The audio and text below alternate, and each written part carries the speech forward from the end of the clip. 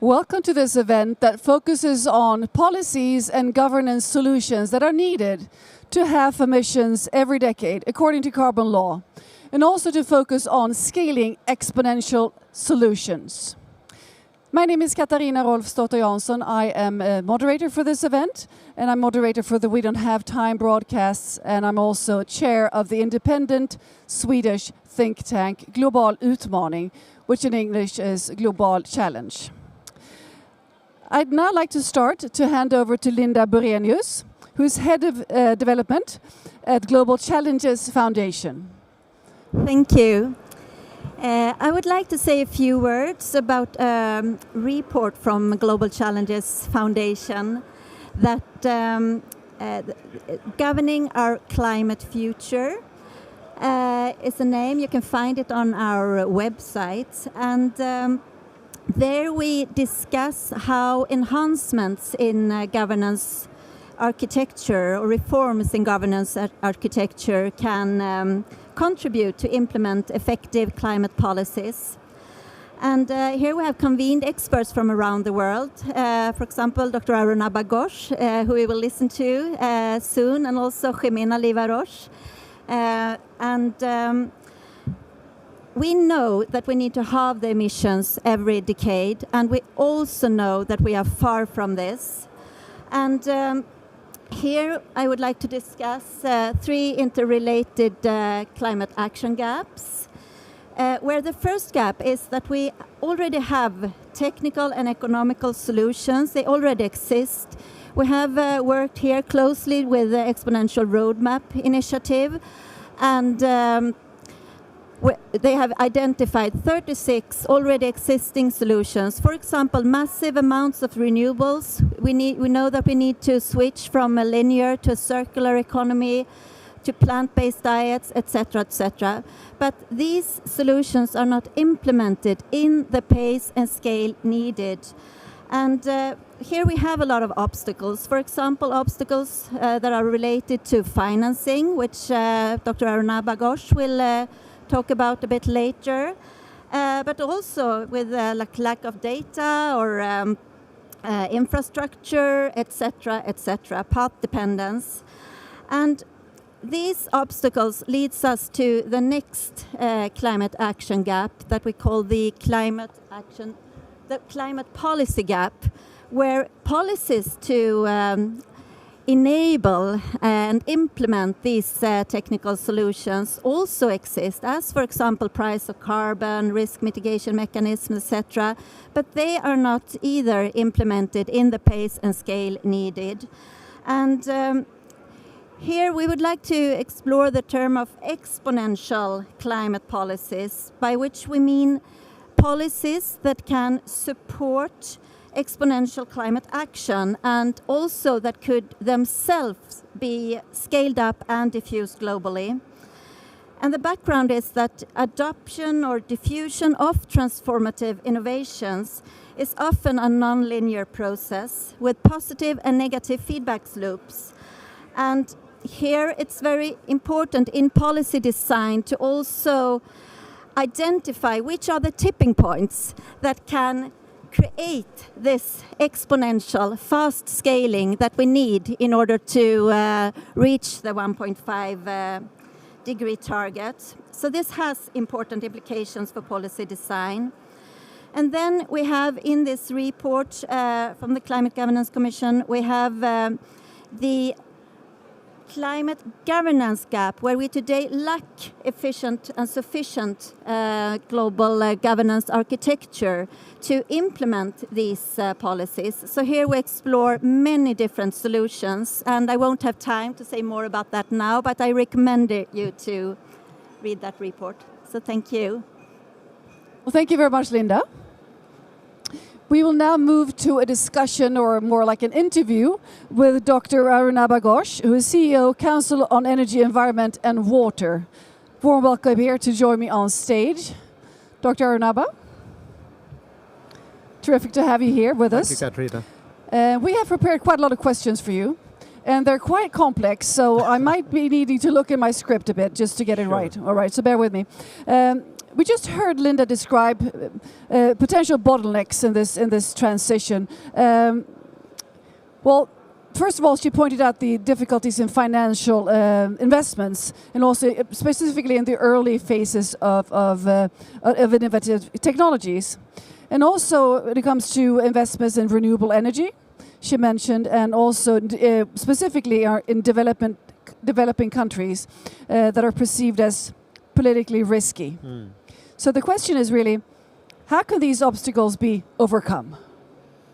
Well, first of all, we have to understand why we have these obstacles in the first place.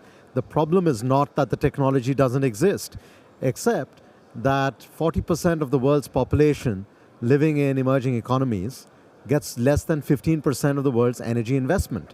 And 15% of the world's population in developed countries gets more than 40% of energy investment. So this is actually a violation of the basic laws of economics, that capital should flow from capital-rich countries to capital-poor regions. Instead, capital actually is circulating in capital-rich regions. Why is that happening? Because while developing countries are expected to put up targets for renewable energy, scaling up renewable energy, the money is still not flowing where the sun shines the most, which is between the tropics. And the reason it's not flowing is because they're considered risky places to invest. The risks could be political, it could be policy, it could be that the currencies will fluctuate, and we recognize that those risks exist. So what do we have to do? We have to de-risk the investments. And if we don't de-risk the investment, here's what happens. You get debt in the United States for 2%, you get debt in India at 10.5%, and you get debt at 14% in a Vietnam or a Sri Lanka. At that cost of finance, you're not going to be able to exponentially increase the deployment of the technologies that are already here. So we need a risk mitigation mechanism that is able to lower the cost of capital by pooling the risks across projects and across countries. Thank you for elaborating on risks. The next question is about climate mitigation. So much of it is focused on the need to decarbonize existing production in developed countries. And there is less discussion on focus on how to power economic development in developing countries without being dependent in this transition on fossil fuels. So in your view, how could we balance this debate? And what is ordered to shift the balance as a whole? Well, first of all, we have to recognize that emerging economies are already demonstrating a leapfrog to cleaner electricity. More than 60% of new electricity demand that's driven by emerging markets outside of China are showing a trend of peaking or plateauing in terms of use of fossil fuels in that electricity generation. So then what needs to happen is, rather than a choice between development versus sustainability, what is needed is to provide them the resources to continue on the trajectory that they already are on. To do that, we have to bring the energy transition closer to people. It's one thing to make announcements at climate negotiations. It's another to understand how does a farmer in Tanzania get access to clean energy that allows that farmer to be able to use groundwater more efficiently, process their crop more efficiently. And this is actually not just a bottom of the pyramid story. This is a huge investment opportunity. In India, using clean energy in distributed generation for livelihood activities in rural areas is a $53 billion market. In sub-Saharan Africa, it is a $12 billion market. And yet, there is no financing for these startups that are using clean energy to drive livelihoods. So what we've proposed as part of that Global Challenges Foundation report is a Powering Livelihoods Globally initiative that brings capital from the large investors into the smaller platforms for these rural workers across the developing world, who then see that not only can they be part of the solution, but are empowered to be those agents of change. Thank you. What could be done in terms of governance mechanisms when we talk about this? And also, we need to facilitate the risk mitigation. We also need to talk about exponential climate finance, like you just described. What actors are we missing in the playing field? What actors can be engaged in this? The actors are all there, they're just not seated around the same table. Let's look at the multilateral development banks. They are structured to deliver money on a country-by-country basis. Now, on a country-by-country financing means you can't pool risks across countries. If I took fire insurance for my home next to another home, which is also exposed to the same fire hazard, our premiums will be much higher than if I took fire insurance along with a home that has no fire hazard, but perhaps has a flood risk. The whole principle of insurance comes from pooling different kinds of risks. We don't do that for the purposes of climate action. So we need to reform the governance of multilateral development banks to look at pan-country or cross-country risk mitigation. One more thing that we need to do is to be able to create the warehousing and aggregation facilities that channel or funnel large institutional capital into smaller projects. And that platform is missing, that breaks the information barrier between these millions of opportunities on the ground and the pension funds and the sovereign wealth funds sitting up there saying it's high transaction cost for me to give money to million projects. And that absence of aggregating facilities or the warehousing facilities is a challenge. Finally, I think we have to look beyond the developed versus developing country divide in climate negotiations and ask ourselves, are the largest demanders of institutional capital in the developing world and the largest suppliers of institutional capital in the developed world sitting around the same table? They will not sit around the same table in climate negotiations, but once the road to COP26 is done, can we develop a road through COP26 for a different kind of financial and governance innovation? And yesterday was Finance Day. Day before. Yes, the day before yesterday. So what are your reflections on, from your perspective, what came out of that day? My reflection is the same. We are making announcements we now need to deliver. Somehow we managed to find $16 trillion for post-pandemic recovery. We're still struggling to find $100 billion that was meant to be delivered last year. The money is there, and money is not going to find its own way. You need agents that can transmit the money from one place to another. And we need to make sure that the agents are sitting across the table and listening to those who have the opportunity, who are demonstrating the policy targets, but are not getting the money at the cost that would make it viable. So we need a more literate conversation on finance rather than just a rhetorical one. Well, thank you very much, Dr. Arunabha Ghosh. And please take a seat, and we'll invite Johan Falk from Exponential Roadmap Initiative up on stage. Thank you, Katrina. Thank you so much. So Johan Falk is CEO of Exponential Roadmap Initiative, and I'd like now to ask Johan to comment on Dr. Arunabha Ghosh's reflections here on stage, and also to talk about how we can shift from a linear to exponential thinking when it comes to this. Thank you, Katarina. I think it was a brilliant analysis. Thank you very much for that. Because the next generation the next generation energy system will be truly distributed as far as I see it. We will move away from the centralized type of providing energy. So the decentralization will be so incredibly important.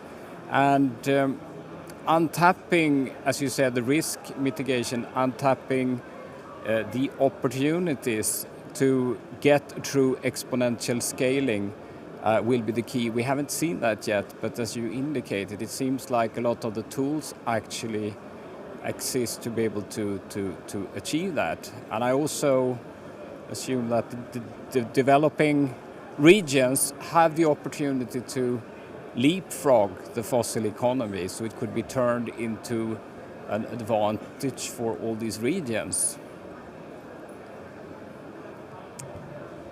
Thank you very much, Johan Falk. Thank you. It's now time to introduce some more new experts on the stage. Tomer Shalit, please join me. Tomer Shalit is founder and CPO of Climate View, And I'd also like to introduce from Nordea, Veronica Palmgren, who is replacing Stefan Henningsson today. And Veronica is head of ESG analysis at Nordea. So please join me here on stage. I'd like to start with you, Veronica. The discussion on climate finance is often focused on withdrawing capital and withdrawing capital from fossil industry. But we have heard before that a challenge that is at least as large is to unlock capital for investments in new fields and fields of new fossil-free alternatives, especially in developing countries. So what is your view on the responsibility of investors to enable exponential growth in fossil-free climate solutions? Thank you. That's a very good question. I think there's been a lot of discussion here around the de-risking of investments. If we look at the situation in developed countries, obviously you have a completely different situation. So the financing of let's say, more green or energy efficient houses or the expansion of electric vehicles is something which is very close to people's hearts. We can have incentives from governments, we can to an extent have bans. But when we come to developing countries, I think this is really an effort that has been pointed out by many stakeholders. So governments need potentially to think about how can they support financial institutions to take down the risk, to kind of leverage and enable the, let's say, balanced and let's say, within the risk appetite and need of each and every financial institution to provide financing to, let's say, Swedish companies exporting to those countries. Thank you very much. So what would you say are the biggest obstacles or barriers, for that matter, to unlock capital for this? I think it was well pointed out, there is not a lack of capital. I think there is a lack of structured stakeholder cooperation to enable this to go forward on scale. There are too many unknowns and let's say, where the finance sits are not, the people and the institutions are not necessarily very acquainted with the circumstances in those countries where is this the great need for financial resources. So somehow making this path of financing more secure, more stable, more predictable is probably one way of enabling this increase. So Veronica, at what extent would a risk mitigation, like Dr. Arunabha Ghosh suggested, what impact could this have to overcome, for instance, these obstacles that we're just referring to here? I think many of the learning paths probably start from small. We don't deny that this scale of challenge is massive, but I think you need to make the headways and you need to start small and then you scale up when you learn how to do it. I think it's just a matter of starting to do it. Well, it's not just a matter, but as you say, if we can't go big immediately, at least we can take small steps and we learn and see how to do it. And that's the way of getting it fast then forward. Thank you very much, Veronica. I'm turning now to Thomas Chalit. The Climate View visualizes climate action and obstacles and just makes it all very clear what is done and what is needed to be done.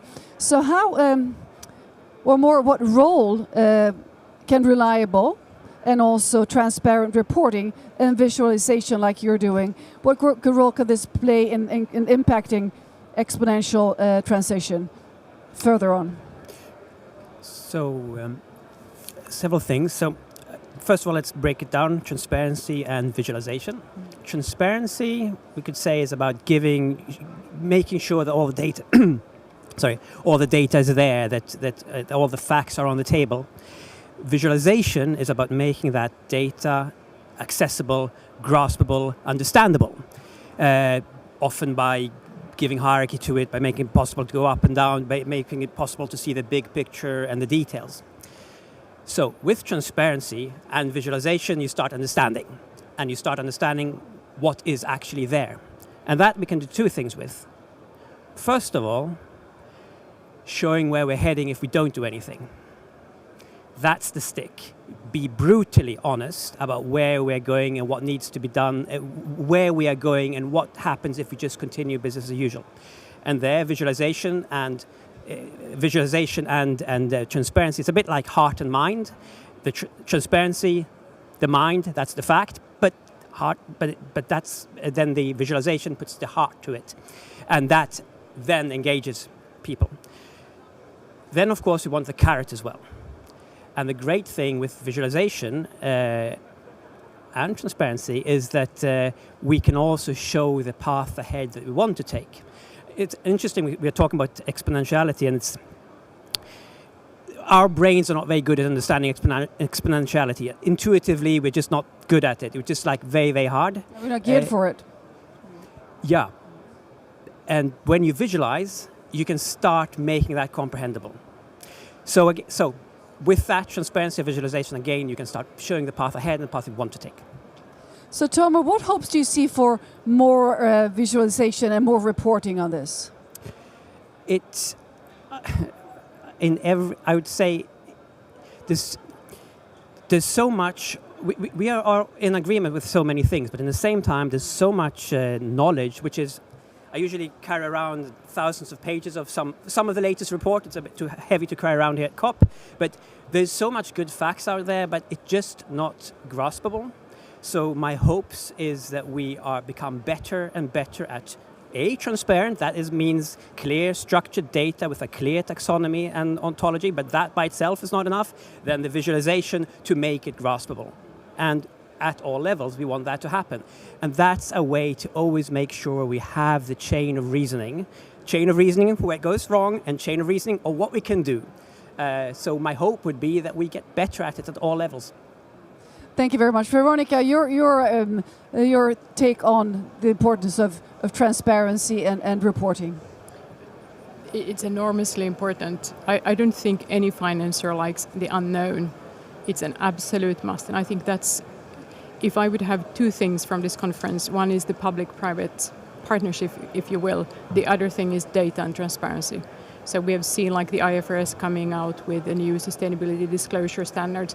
The transparency and the data and the accuracy of the data is absolutely everything.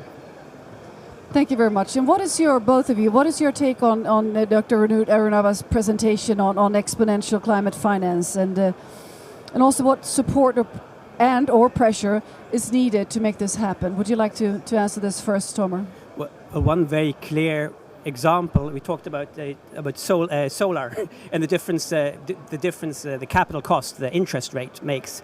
And it's so clear, that's a visualization I've actually played with, is the difference. I live in northern Sweden, and I have solar cells on my roof, and they are actually profitable, and as profitable as the solar cells in Rio, and that's because my interest rate is about 1.5% on them.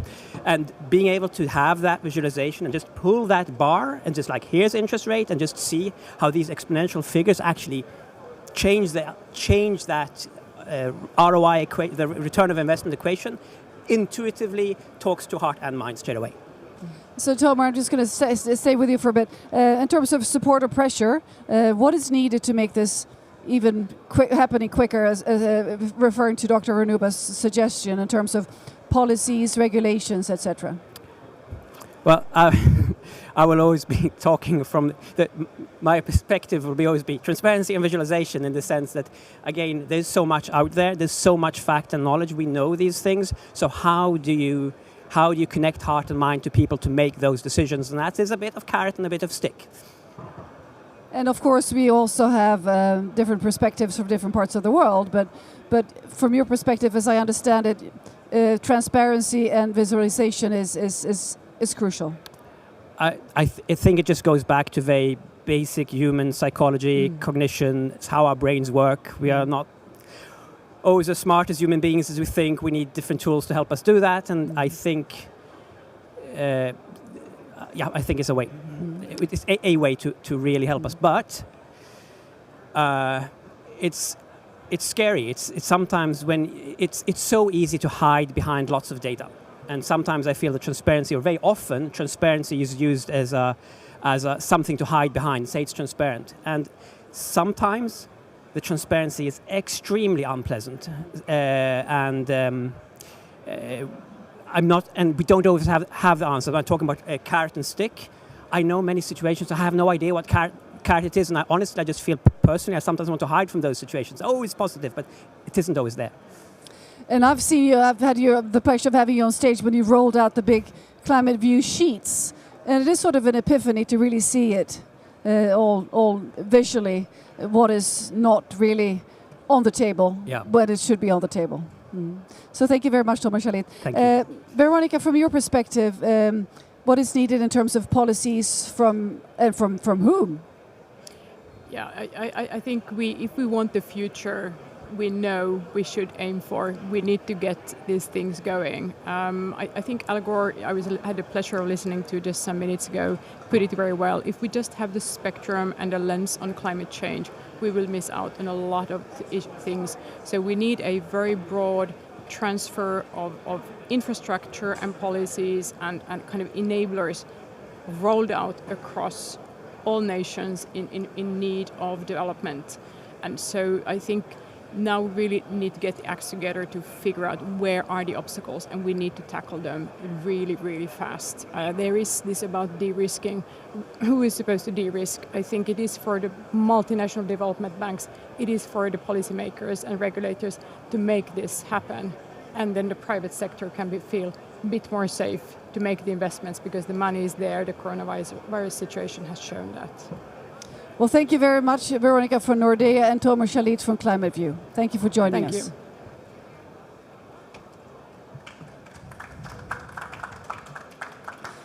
you. It is now my pleasure to introduce Mathias Frumery, who is head negotiator from the Swedish government, head of delegation UNFCCC, and also the Swedish Ministry of Environment.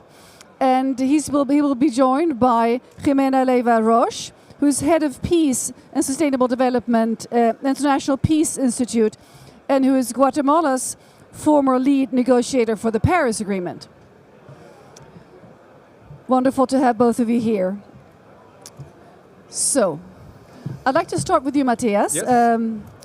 You have now listened to Nordea's presentation, represented from Nordea and also from Climate View, discussing barriers and bottlenecks. And you, from your perspective, exponential climate finance, how can the government solutions resolve these barriers? And also, we've talked about how they can support the implementation of the exponential policies that is needed. I mean, from your perspective as a head negotiator, what can happen here? Who can facilitate what? First of all, let me just say I think it's such a joy to see that we're holding this panel on policy, because that's really what of course, at the heart of what we're doing. I mean, the whole aim of our getting together here at COP26 is to develop global frameworks, which in turn then each nation will need to implement and adopt in their national regulatory framework. So for us, of course, effective policy is key for effective climate action. So hopefully what the kind of regulations that we will be able to agree here, and of course at this very COP we hope to agree what we call the transparency framework, which is a key for all countries to be reporting on implementation of the Paris Agreement and the kind of actions we take in relation to the goals that we set. So policy is of course a key enabler, both sort of to be transparent between countries, but also in terms of providing the incentives within countries to ensure that we're driving towards the right kind of action. Also, let me just make another reference to a report I was honored to be able to present just a couple of days ago, which we've been working on within the UNFCCC process on the determination of needs of developing countries in implementing the Paris Agreement. We made an overview of the various numbers of reports which countries are obliged to report to provide to the UNFCCC in terms of implementing both the Climate Convention and the Paris Agreement.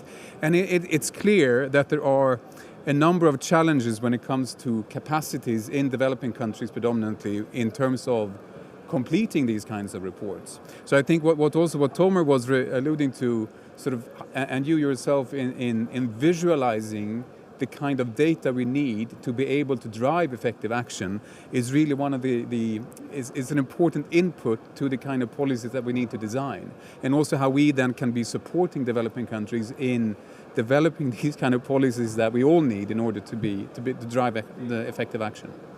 Matthias Frumeri, what are your reflections after having listened to Dr. Ghosh and his suggestions and what he works with?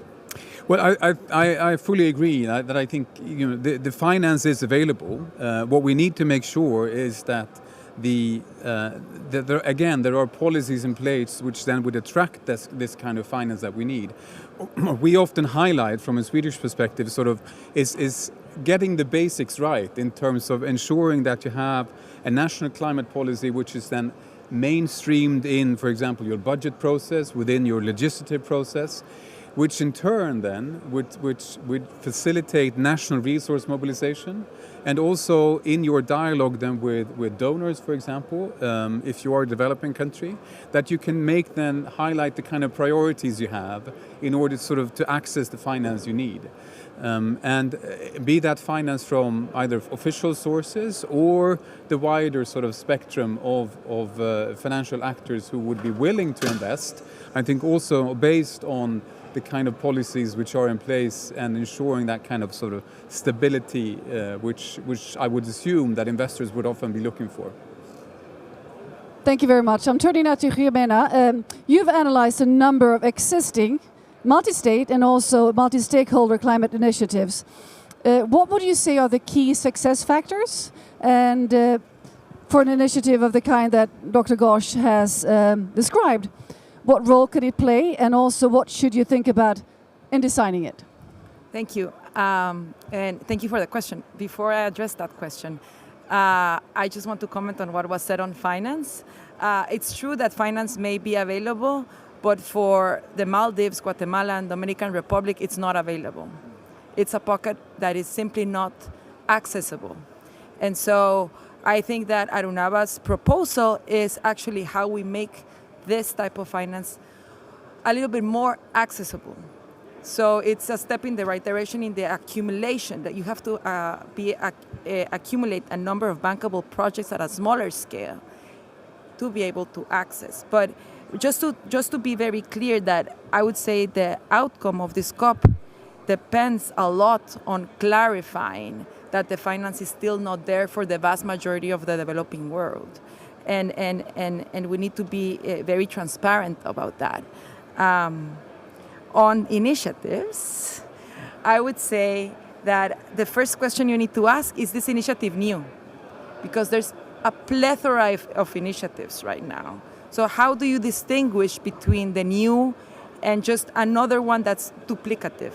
So the first question, is it new? If it's new, then who will lead it? The leadership is essential in it. And then what are the accountability mechanisms? Because as diplomats and as governments, we don't like the accountability question, but it's super important to make members of any initiative accountable, to say, okay, we're launching this together. Are you really doing this at the national level, or is this just a political platform, a political tool to advance your goals at a superficial level or a geopolitical level? Thank you very much, Jimena. I'd like to turn to you, Matthias Frumeri. In terms of the Climate Fund, what are your hopes for this to be pushed further and really enough money flowing into the Climate Fund? Well, I guess you mean the Green Climate Fund, which is, of course, one of many instruments available for climate finance. I mean, if I may, maybe a bit of a personal reflection, I'm a bit concerned that when we talk about climate finance, especially within the UNFCCC context, we very much focus on the Green Climate Fund. And we should be just recall that the Green Climate Fund is it's a lot of money, but the vast majority of funds are available through other channels. So I think through bilateral funds, through the MDBs and so forth. So there are a number of various other funds which are available.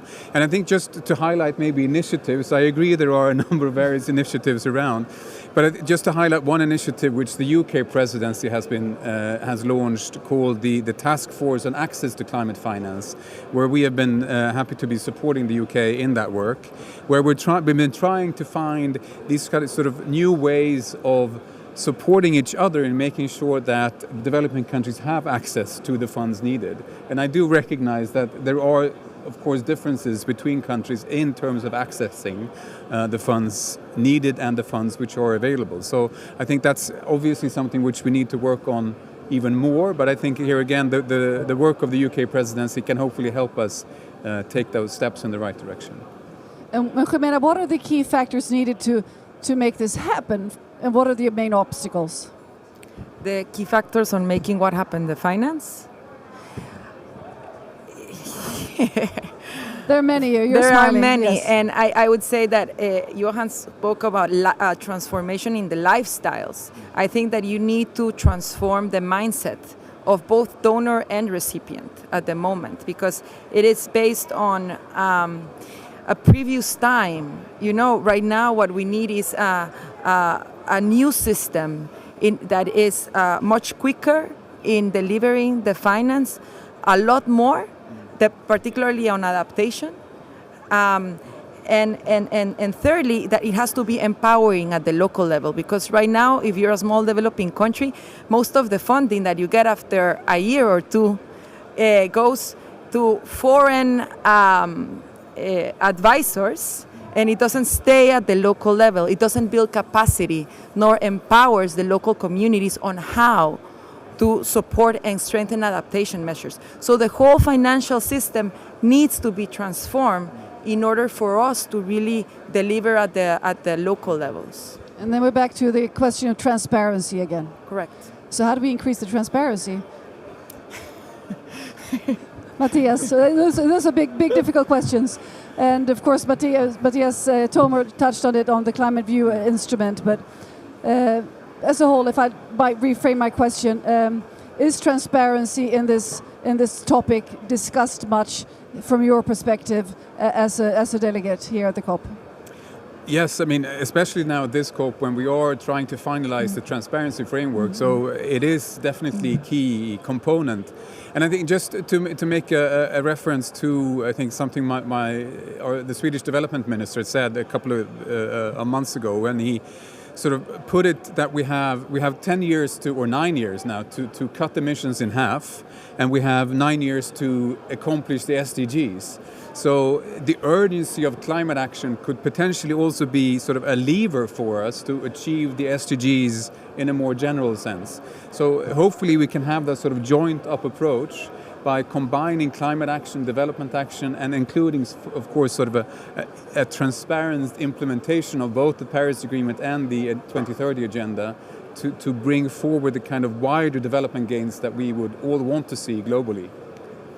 Yes, please, Jimena. On transparency, now that I had a moment, for example, we agreed that we would have 100 billion per year, right?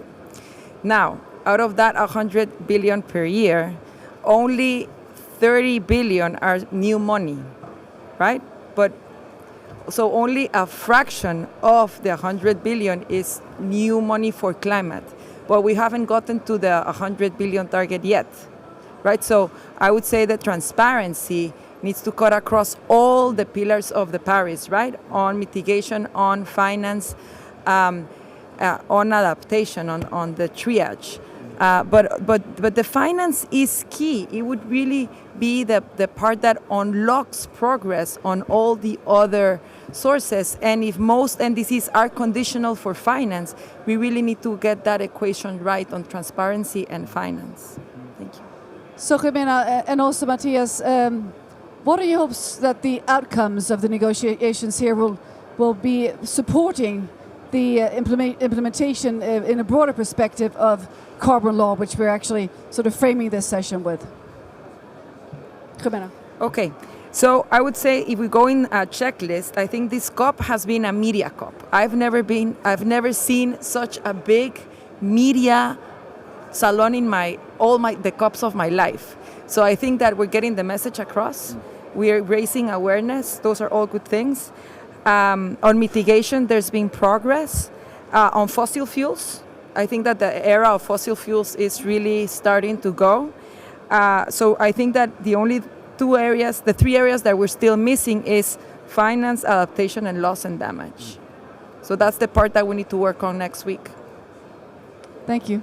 Matthias, would you? No, I would agree, and I think we do need to work on those three particular areas, and I hope also when it comes to finance that there will be a recognition of the sort of the efforts that I hope all countries are making to ensure that we have the regulatory framework in place which drives the kind of investments that we need. And that, of course, is something that we all need to be working on, both sort of all parties to the Paris Agreement. And here again, I hope the transparency framework would also help us sort of put these kind of regulatory approaches in place. It will be very exciting to see what the transparency framework comes out with at the end of the negotiations. Well, thank you very much, both of you, for joining us in this session, and best of luck with your work. Thank you. Thank you. And thank you all of you here in the audience. And thank you, viewers, from wherever you're watching. And there are more sessions coming up here from the Swedish Pavilion. So take care until then. Bye-bye.